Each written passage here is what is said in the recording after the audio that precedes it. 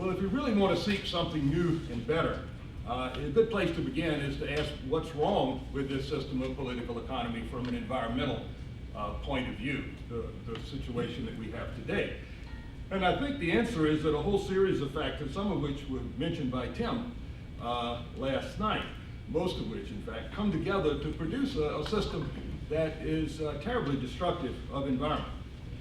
An unquestioning society-wide commitment to economic growth at any cost, powerful corporate interests whose overriding objective is to make a profit, including a profit from avoiding the environmental costs that they create, which are quite enormous, and from replicating technologies which were originally designed without environment in mind.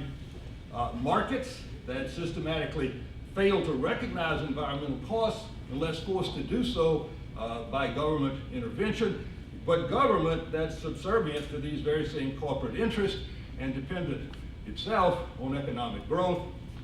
A rampant consumerism spurred by novelty and very sophisticated advertising, and an overall economic activity now so large that it rivals the great planetary systems in its impacts. All these things are now combining to produce a rapidly growing world economy that's undermining the ability of the planet to support life.